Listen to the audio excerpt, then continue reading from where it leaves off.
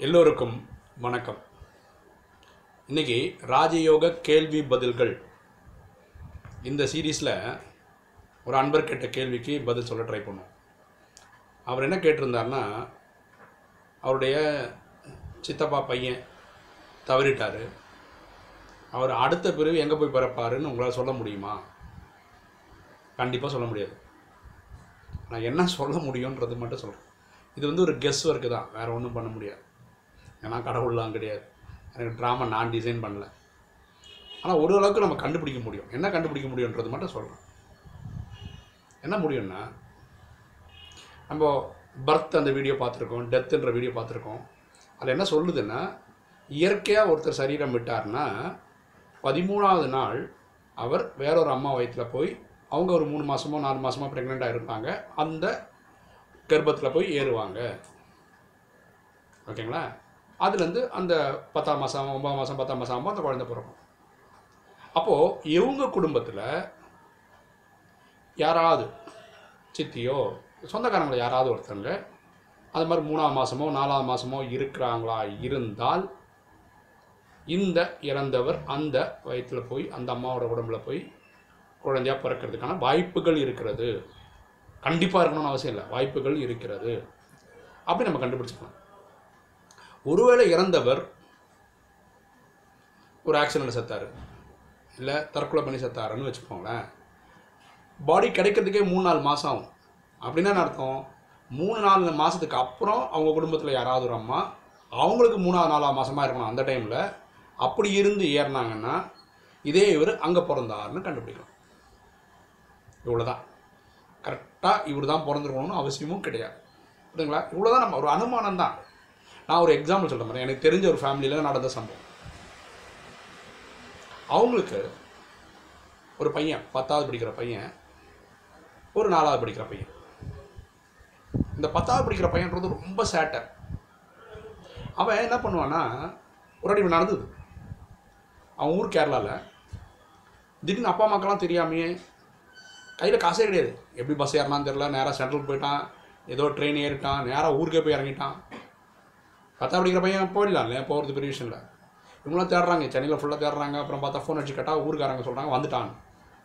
எதுவுமே பஸ்ஸு அவனுக்கு தெரில, பஸ் ஏறது காசு வேணும்ட்டு பிடிச்சிடுவாங்க, அதெல்லாம் தெரில. அவன் போயிட்டான். அப்போ அவங்க என்ன சொன்னால், நாங்களே கொண்டு விட்டுறோம், ஒரு 10 நாள் இங்கே இருக்கட்டும். அவன் அங்கே போய் என்ன பண்ணுறான், குளத்தில் குளிக்கிறான், அது பண்ணுறான் இது பண்ணுறான். இந்த குளத்தில் குளிக்கும்போது மேலே அந்த டைவ் அடிச்செல்லாம் விளையாட குளிப்பாங்களா, அந்த மாதிரி குளிக்கும்போது தரையில் முட்டி கல் அடிபட்டு அவன் அங்கேயே இறந்துட்டான். ஓகேங்களா? அப்போது இந்த அம்மா, அதாவது இந்த பையனுடைய அம்மா, ஒரு 4-5 மாதத்துக்கு அப்புறம் ஷி காட் ப்ரெக்னென்ட் அகெயின். அதாவது 15 வயசு பையன் இல்லையா இறந்து போனது.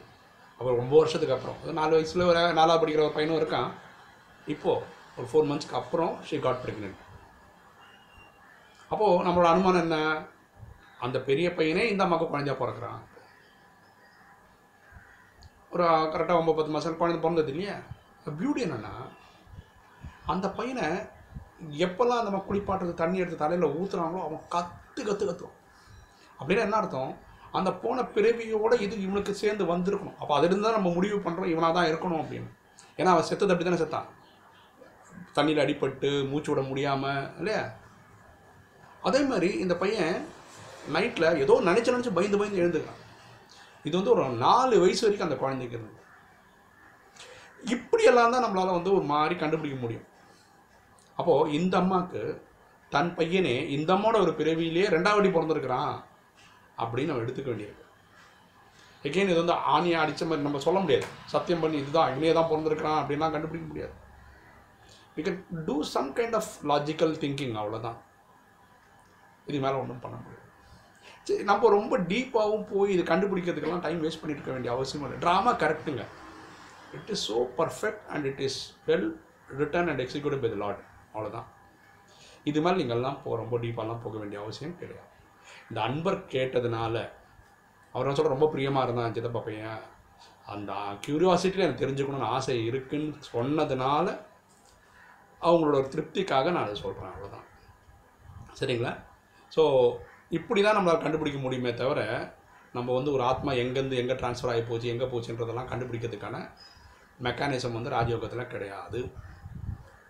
அப்படி இருந்ததுன்னா எனக்கு தெரியாது, கற்றுக்கணும் ஆர்வமும் கிடையாது. எனக்கு ஒரே ஆர்வம் என்னென்னா பரமாத்மா கனெக்ட் பண்ணணும், நான் தூய்மையாகணும். இதே எண்ணம் எல்லாருக்கும் இருந்தால் ரொம்ப நல்லாயிருக்கும். ஓகேங்களா? உங்களுக்கு இந்த வீடியோலாம் பிடிச்சிருக்குன்னு நினைக்கிறேன். பிடிச்சிருக்கவங்க லைக் போடுங்க, சப்ஸ்கிரைப் பண்ணுங்கள், கமெண்ட்ஸ் போடுங்க, ஃப்ரெண்ட்ஸுக்கு சொல்லுங்கள்.